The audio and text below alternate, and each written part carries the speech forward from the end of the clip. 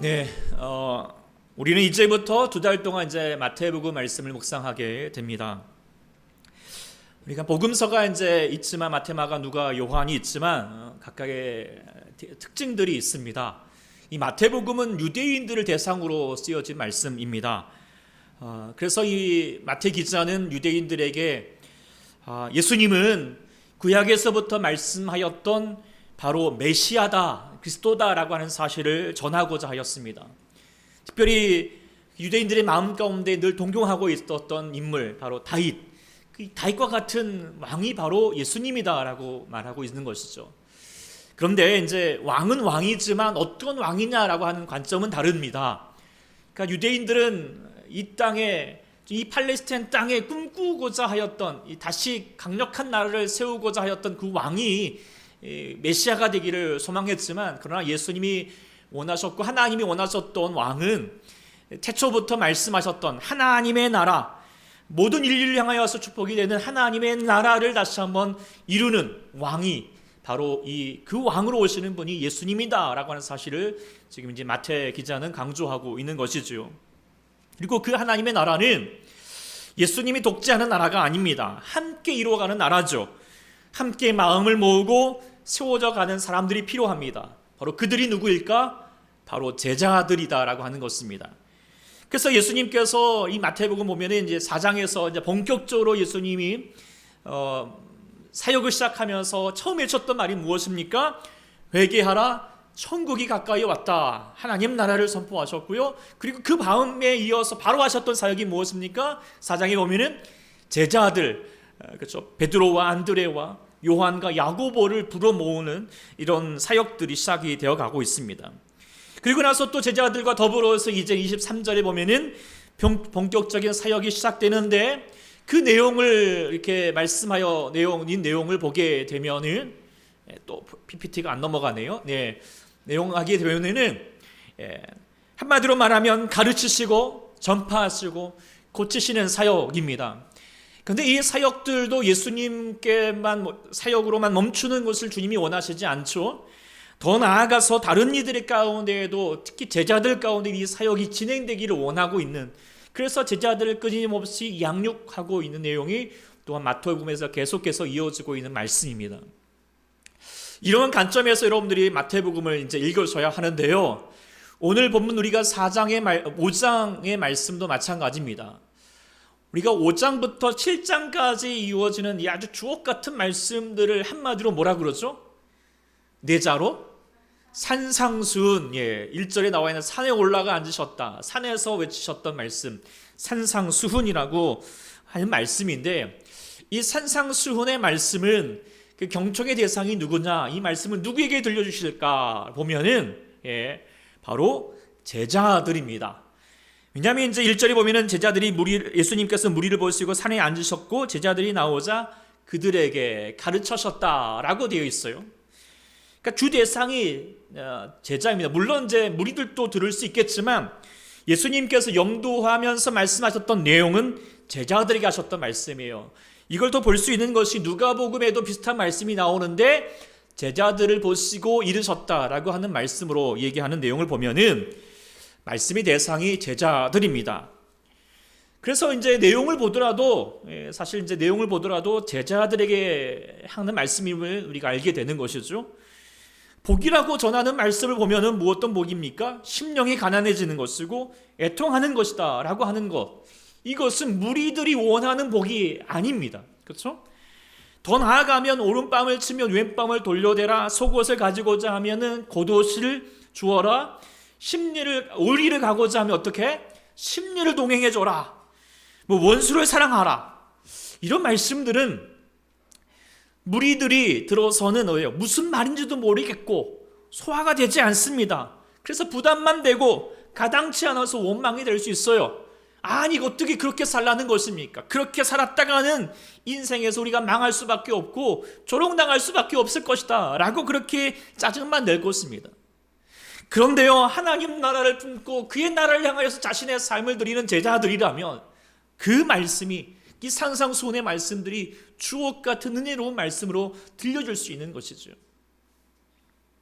그래서 다시 여러분에게 묻고 싶습니다. 여러분에게 어떻게 들리십니까? 이 산상수훈의 말씀들 잘 아시겠죠? 잘 아시는데 여러분들 그 말씀들이 정말 주옥 같은 은혜의 말씀으로 들리십니까? 부담스러운 말씀으로 들리십니까? 네. 근데 아마 이제 솔직하게 얘기하면 듣기는 은혜로우나 막상 실천하기에는 부담스러운 말씀이 될 수 있을 것 같습니다. 저도 그렇습니다. 이게 산상수훈의 말씀을 전하기가 참 부담스럽습니다. 뭐 설교야 할 수 있겠지만 정말 설교를 준비하면서 야 정말 나는 그렇게 살고 있나? 이렇게 되짚어 볼 때는 참 마음이 많이 걸립니다. 말씀처럼 오른뺨을 치거든 왼편을 돌려대라. 오른뺨을 맞아서 참는 것까지는 어떻게 하겠는데 왼뺨까지 내가 돌리기에는 어려운 것 같습니다. 또 그 뒤에 뭐 예를 들어서 억지로 뭐 오리를 가게자 하면 심리 근데 여기 그 억지부터 마음에 안 듭니다. 억지로 자원에도 오리 가기도 쉽지 않은데 억지로 하여튼 가게 끌고 가는데 심리까지 가라? 이것도 참 어려운 것 같습니다. 그리고 제일 부담되는 말씀 중에 하나는 5장 20절 말씀. 내가 너희에게 이르노니 너희 의가 서기관과 바리새인보다 더 낫지 못하면 어떻게 말합니까? 결코 천국에 들어가지 못한다 라고까지 말씀하는 내용을 보면은 야 이거 이번 생에는 천국 가기 틀렸네 뭐 이런 생각하기 들 정도입니다. 그렇다면 왜 예수님께서 이런 부담스러운 말씀을 그의 제자들에게 은혜로운 말씀이라고 이렇게 주셨을까? 저는 그 실마리를 6장 33절에서 볼 수 있게 됩니다. 같이 한번 읽어보겠습니다. 시작. 그런즉 너희는 먼저 그의 나라와 그의 의의를 구하라. 그리하면 이 모든 것을 너희에게 더하시리라. 물론 이 말씀이 무엇을 먹을까 마실까 입을까 염려하지 않게 하시는 열쇠의 말씀입니다마는 이 원리를 확대하여서 우리가 산상수훈에 줄려졌던 말씀들, 그 말씀들을 내가 어떻게 살아내지? 이렇게 실천하지라고 하는 그 염려를 해소할 수 있는 말씀의 원리가 된다라고 생각하게 됩니다. 그러니까 뭐냐면 먼저입니다. 우선순위가 있어요. 어떻게 내가 왼뺨을 맞았는데 오른뺨을 맞았는데 왼뺨을 돌려댈 수 있을까? 심리를 어떻게 내가 그냥 이렇게 억지로 들어갈 수 있을까? 이런 거에 대한 실천에 어떻게 하지라고 하는 염려보다도 먼저 해야 될 게 있어요. 이게 뭐냐? 그의 나라. 그의 나라가 뭐죠? 하나님의 나라, 천국, 그리고 그의 뜻, 하나님의 뜻, 천국의 삶을 살아내다는 것입니다. 내 안에 천국이 이루어지면 그러면 그 모든 것이 어떻게 해요? 더하시겠다, 이루어 주시겠다라고 하는 축복의 말씀이죠. 이 원리를 가지고 다시 5장 아까 말했던 것처럼 이런 걸 보면 이렇습니다. 너의 의, 이것은 바로 제자들입니다. 제자들의 의와 서기관과 바리새인들의 의는 다릅니다. 서기관과 바리새인의 의는 천국의 의가 아닙니다. 이 땅의 의입니다. 자신의 의를 이루고자 노력하는 것이지요. 그렇게 해서 노력해서 천국에 들어가고자 하는 마음입니다. 종교적인 의입니다. 그러나 제자들이 하나님께서 원하셨던 제자들의 의는 무엇입니까? 이 땅의 의가 아닙니다. 천국의 의입니다. 예수 안에서 이루어지는 하나님 나라로 살아가는 삶입니다. 그 삶을 살아가는 이 땅의 삶을 살아가게 될 때 바로 하나님 나라가 이 땅에서 이루어지고 하나님 나라로 다시 한번 더 나아가게 되는 삶이 펼쳐진다라고 하는 것이죠. 산상수훈이 얘기하고 싶은 것은 바로 이 내용입니다. 우리의 힘과 노력으로 감당해야 될 어떤 윤리적인 덕목이 아니라는 것입니다. 그래서 내가 왼뺨을 돌려야지, 오른뺨을 맞아도 왼뺨을 돌려낼 수 있어야지 너는 천국 가는 거야 라고 말하는 것도 아니고, 내가 열심히 뭔가를 해야지 하나님께서 그것을 이루시는 것이 아니라, 하나님 나라가 내 안에 지금 예수님을 통하여서 이루어지게 되면 하나님 은혜로 말미암아 다시 한번 넉넉하게 왼뺨도 돌려댈 수 있고 심리도 할 수 있고 원수도 사랑할 수 있는 놀라운 하나님의 역사가 이루어진다라고 하는 것입니다. 할렐루야. 이것이 놀라운 은혜인 것이죠. 그러니까 중요한 건 뭐예요? 내 안에 천국이 이루어지는 거예요. 하나님 나라가 예수님을 통하여서 말씀하셨던 그 하나님 나라가 내게 이루어지는 것이죠. 하나님 나라가 어떻게 이루어집니까? 간단합니다. 뭐죠? 예수님이 왕이 되시면 돼요. 내 삶의 왕이 되시면 되는 거죠. 내가 예수님을 믿고 예수님을 영접하면 이제는 내 삶의 주인은 내가 아니라 예수님이 주인이시고 예수님이 왕이시다는 것입니다. 그리고 인하여서 이제는 나는 죽고 예수로 살아가는 삶을 살게 되면 그 안에 하나님 나라가 이루어지면서 나는 그의 제자로서 살아가게 되는 것입니다. 그렇게 되면 이 산상수훈의 말씀들이 뭡니까? 그의 나라와 그의 일을 주게 주시는 그 제자들에게 들리는 말씀은 은혜의 말씀이고 축복의 말씀이 되는 줄 믿습니다. 부담스러운 말씀이 아닌 것이죠. 우리 사랑하는 모든 성도 여러분들이 이 천국의 기쁨, 천국을 여러분들이 누리셔서 그 천국의 기쁨으로 이 산상수훈의 모든 말씀들이 하나님의 선물로 받아들일 수 있기를 소망합니다. 그 견주로서 오늘 본문 말씀을 묵상하고 특별히 오늘 또 다음 주에 걸쳐서 팔복의 말씀만 좀 이렇게 묵상해 보고자 합니다. 이 팔복의 말씀을 통하여서 제자들이 누리게 되는 천국의 특징이 무엇인가라고 하는 것을 볼 수 있게 되는데, 먼저 좀 강조하고 싶은 게 뭐냐면 이 천국, 우리가 제자 누리는 것은 천국의 행복을 추구하는 삶이어야 한다라고 하는 것을 묵상하게 됩니다. 행복이라고 하는 말 참 누구라도 좋아하는 말이고 소망하는 말이죠. 그래서 새해가 되든지 어느 때든지 인사하면서 행복하세요라고 이렇게 전해주고자 하지만, 그런데 행복을 우리의 삶에서 진정으로 누리는 것이 쉽습니까? 어렵습니까? 때로는 어려울 때가 많습니다. 여러분들 정말 행복하십니까? 저는 이 행복이라는 단어가 참 어렵게 여겨졌습니다. 그래서 어릴 적부터 저의 기도 제목 1번은 우리 가정 좀 행복하게 해주세요 라고 그렇게 기도하였습니다. 물론 누구나 다 가질 수 있는 기도 제목이지만 저에게는 좀 더 특별합니다. 왜냐하면 저희 가정은 좀 불행하다라고 이렇게 여겨졌거든요. 행복하지 않았거든요. 물론 작은 교회의 어떤 가난한 목회자의 가정이기 때문에 가난해서 이제 불행한 것도 있겠지만, 그것보다는 집안의 분위기가 이렇게 즐겁지 않아요. 네. 특별히 이제 친척들이 모일 때면, 모인 자리는 더 그랬습니다. 제가 이제 친가보다는 외가 쪽 식구들과 함께 이제 모일 때가 많은데, 저희 외할아버님도 목사님이고 이제 모든 우리 참촌들 다 이렇게 우리 목회자 집안입니다. 그래서 이제 명절 때이면 이제 먼저 새벽부터 일어나가지고 이제 예배를 드리고요. 또 식사하기 전에 한 20, 30분은 말씀 전하시고 또 기도도 하시고 그렇게 하고 나서 밥을 먹고, 또 하여튼 오가는 대화도 늘 항상 설교와 목회에 대한 이야기입니다. 그러니까 얼마나 은혜로웠겠습니까? 은혜롭지가 않아요. 하여튼 어린 저는 되게 은혜롭지가 않았던 거예요. 늘 분위기가 무거웠어요. 비판과 정죄예요. 그래서요, 농담도 거의 없습니다. 참 서로 힘들었던 게 뭐냐면, 제가 더 힘들었던 게 서로 오가는 대화가 아이고 힘들다, 어렵다 라고 하는 이야기들 뿐이에요. 그래서 저는 목회자는 절대 즐거워서는 안 되는 줄 알았어요. 네.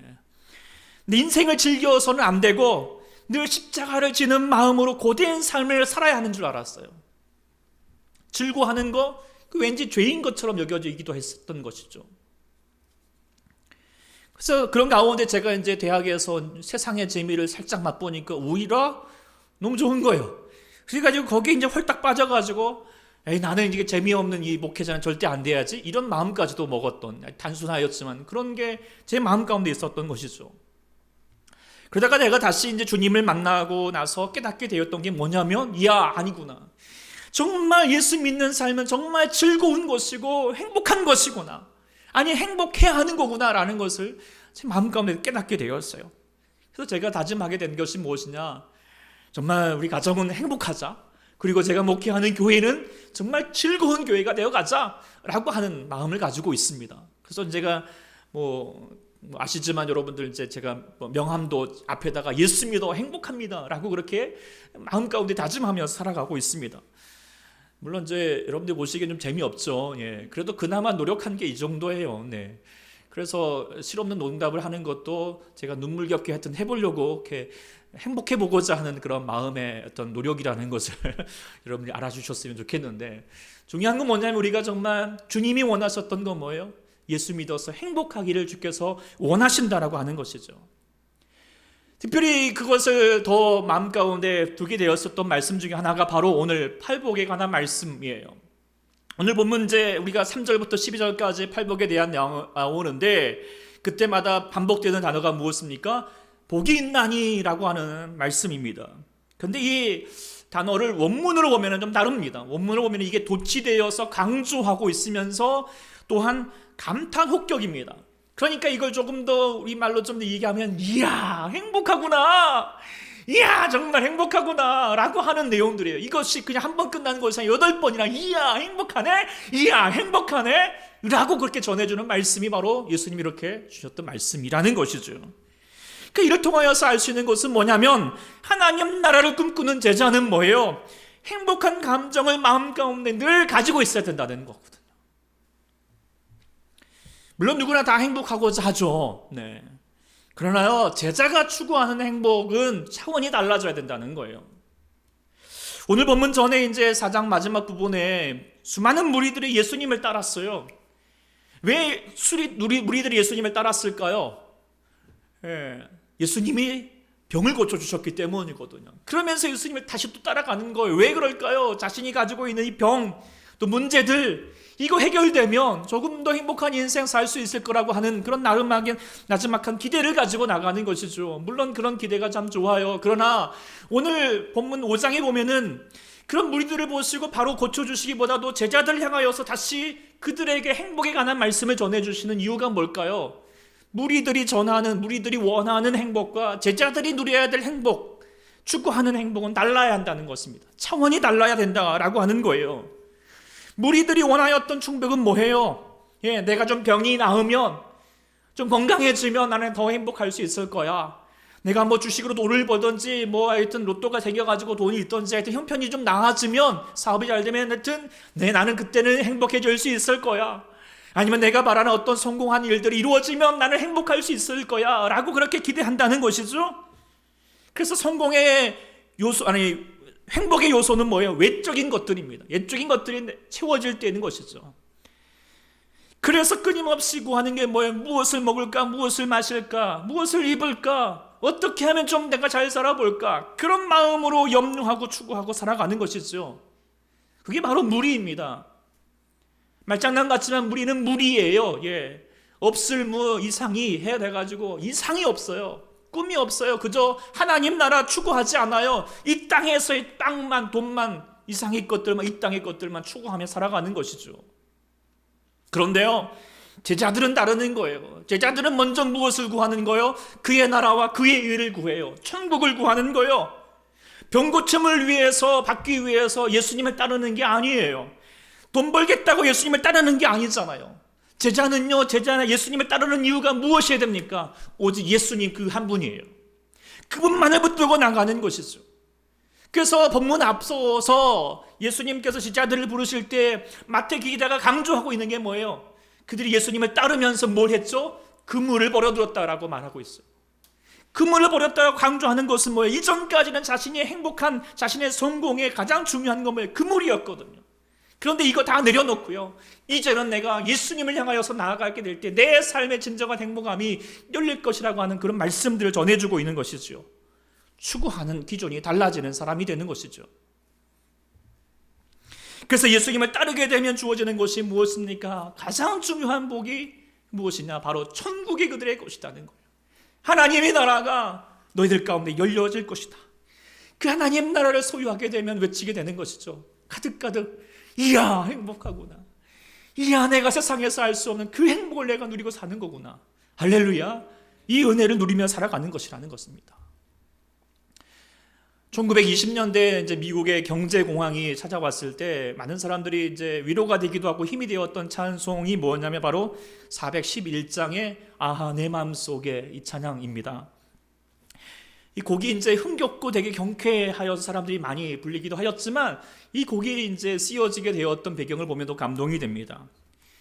이 찬양은 이제 앤 머피 여사분이 이제 이렇게 작사하였던 곡인데, 이번이 이제 남편이 같이 결혼을 해서 또 이 남편이 사업이 잘 돼가지고 또 물질도 있어서 그것 가지고 하나님 나라를 위해서 또 봉사하면서 사역도 하였고, 또 자신은 이제 찬양 사역자로서 복음성가 사역자로서 사역도 하고 있었어요. 그러다가 이제 경제 공황에 찾아오게 되면서 남편의 회사가 완전히 부도가 나게 되고 심지어는 이제 남편이 죽음을 맞이하게 되었어요.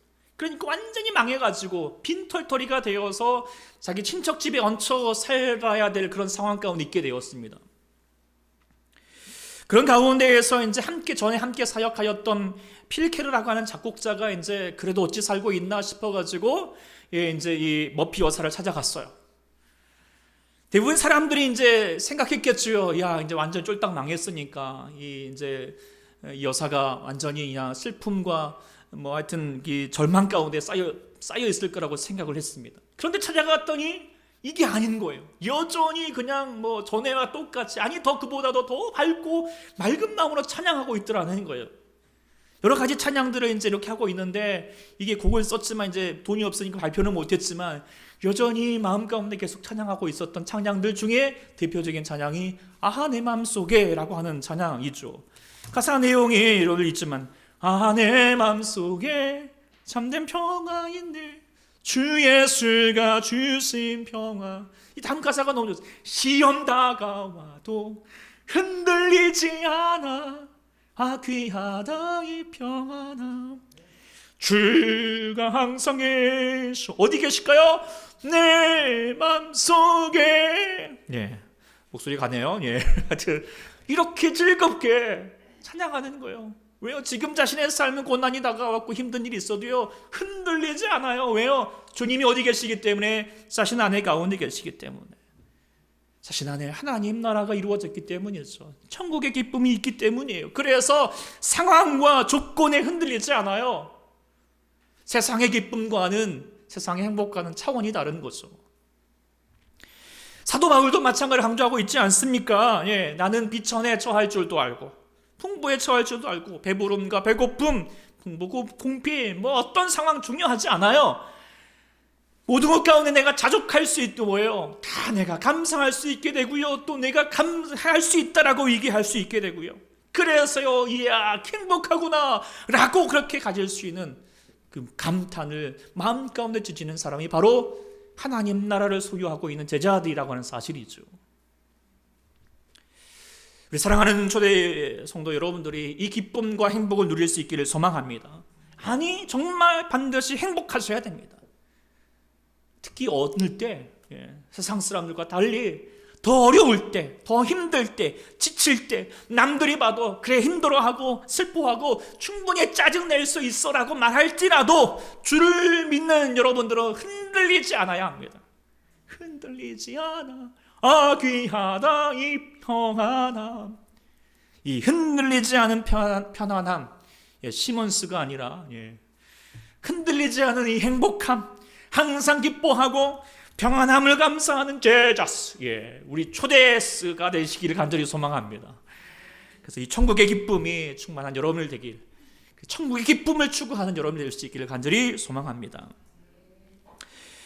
그래서 그런 가운데에서 이제 팔복의 말씀을 보면서 우리가 제자가 누리게 되는 천국의 기쁨의 구체적인 특징이 무엇인가를 오늘 이제는 첫 번째 이거 심령이 가난한 복을만 이야기하고 다음 주에 이제 더 다른 복들을 묵상해 보고자 하는데요. 첫 번째로는 심령이 가난한 복입니다. 이 말씀 제가 이제 이렇게 얘기를 했지만 여러분들 의아할 것입니다. 성경에는 뭐라고 되어 있죠? 심령이 가난한 자는 복이 있다라고 되어 있는데 저는 심령이 가난한 복이라고 얘기했어요. 이렇게 말하는 이유가 있어요. 본문에서 우리가 심령이 가난한 자가 복이 있다라고 말하면 이 말씀을 우리가 딱 어떻게 받아들이냐면, 우리가 심령이 가난해져야지 내가 하나님의 복을 받을 수 있구나 라고. 그래서 심령이 가난함이 복의 조건이라고 우리가 생각하기 쉽습니다. 그런데 원문을 보면 그렇지 않습니다. 팔복의 이제 말씀들 쭉 보실 때 여러분들이 이제 이걸 좀 염두하셔야 되는데, 뭐냐면 심령이 가난하고 애통하고 온유하고 뭐 하여튼 모든 것들이 복의 조건이 아닙니다. 그것이 복의 조건이라 복 그 자체입니다. 심령이 가난한 게 복이고요, 애통할 수 있는 것이 복입니다. 복의 조건이 뭐냐면 차라리 그 뒤에 것이에요. 왜 내가 복에 겨워서 행복하구나 말할 수 있냐면, 천국이 뭐예요? 그들의 것이기 때문에, 위로를 받기 때문에. 그래서 좀 원문의 내용들을 가지고 좀 실감나게 또 자신에게 적용하여서 말하면 저는 이렇게 말할 수 있을 것 같아요.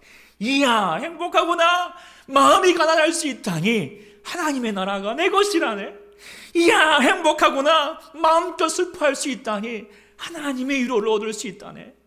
이야, 행복하구나. 내가 온유할 수 있다니. 내가 땅을 기업으로 받는 자라네. 할렐루야. 이 차이를 아시겠습니까?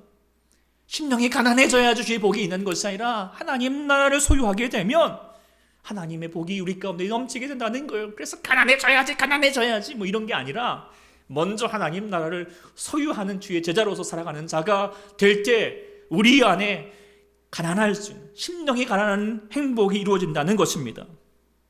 그런데 여기서 또 우리가 질문할 수 있습니다.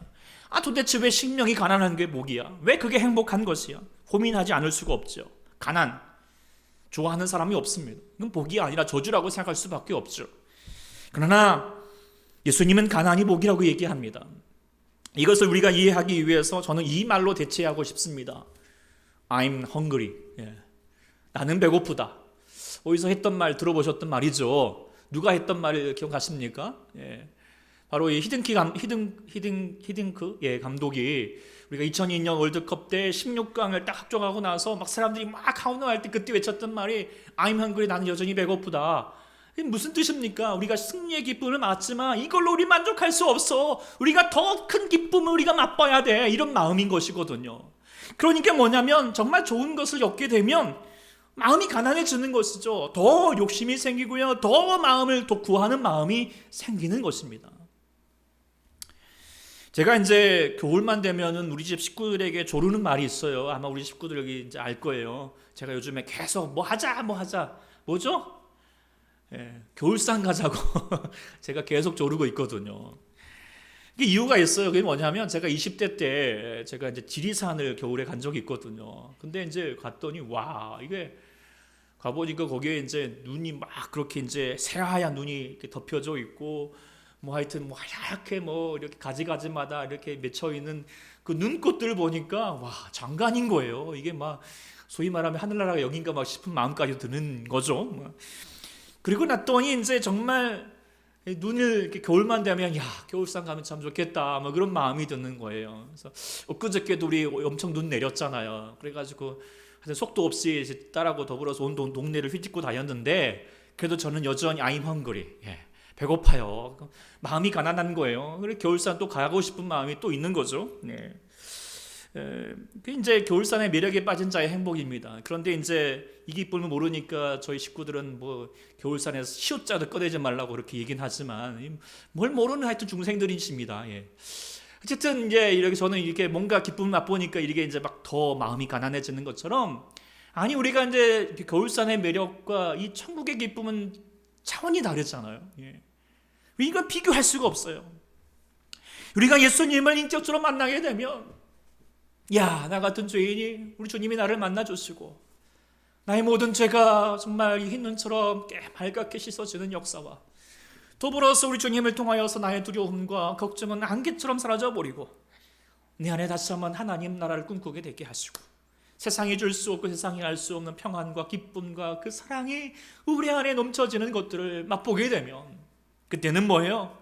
그래서 천국이 내 것이 되면 이제는 뭐예요? 내가 이 천국의 기쁨으로 살아갈 수밖에 없는 거예요. 그래서 천국을 사모할 수밖에 없어요. 예수님을 사모할 수밖에 없어요. 그래서 계속해서 심령이 가난해지는 것입니다. 하나님, 내가 하나님밖에, 내가 주밖에 사모할 리가 없습니다. 여러분들도 이 기쁨으로 지금 이 시간 예배하게 되시는 줄 믿습니다. 사랑하는 여러분들이 지금 조그마한 핸드폰 앞에서 뭐가 좋다고 예수님을 모르는 사람들은 이 행복을 모르는 사람들은 뭐가 좋다고 저렇게 저 예배를 드린다고 저러고 있는 건가? 왜 그렇게 예배 드리를 막 사람들이 지금 이렇게 예배 막 드리지 말라고 막 해도 저렇게 예배 드리기 위해서 길을 쓰고 나아가고 있는 것인가? 그것은 뭐 때문이에요? 우리가 천국의 기쁨을 맛봤기 때문이죠.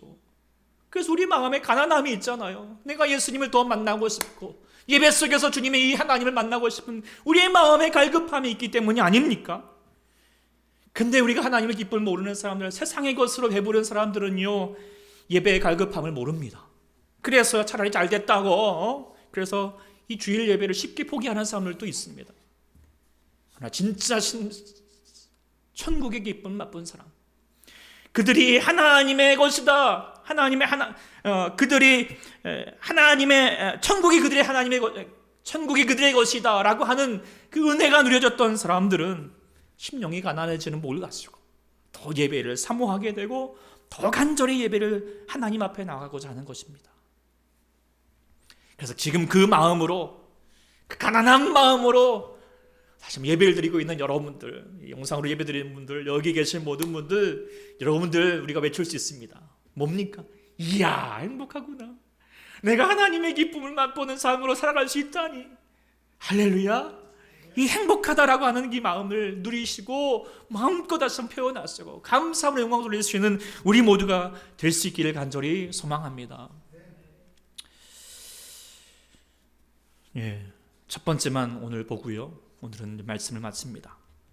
올해 우리가 이제 예수 그리스도의 비전으로 회복하자라고 되어 있습니다. 그러니까 제자가 되고 제자를 삼는 그런 비전을 갖는 것은 결코 부담스러운 것이 아닙니다. 예, 한 차원 다른 더 깊고 오묘한 행복을 누리는 길인 것이죠. 그래서 우리 초대교회는 저는 이 행복이 가득하기를 늘 기도하고 있습니다. 예수 믿어서 행복한 여러분이 되기를 소망합니다.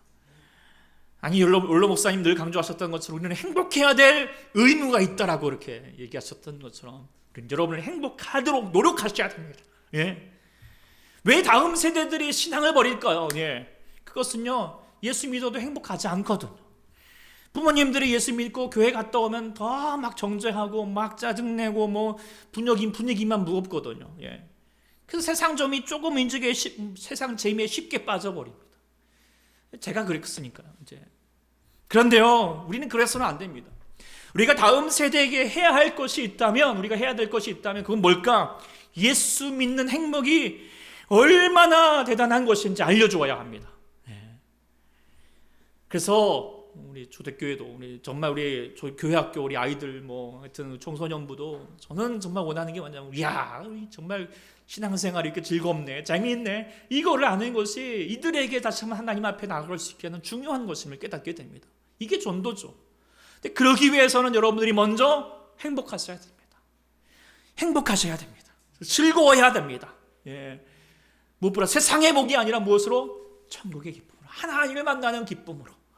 그래서 예배 드리고 나가면 막 세상이 막 즐거운 거예요. 감사한 거예요. 막 그래가지고 막 아무 사람이나 보고 막 환하게 웃고 막 괜히 좋아갖고 그냥 그런 마음 가질 수 있기를 소망합니다. 근데 좀 약간 아직은 부족함이 있는 것 같아요. 제가 농담을 해도 다들 그냥 이러고 계시면은 좀 더 밝았으면 좋겠는데 그런 욕심이 들기도 하지만 제가 보면 초대교회 충분히 가능성 있는 것 같아요. 네.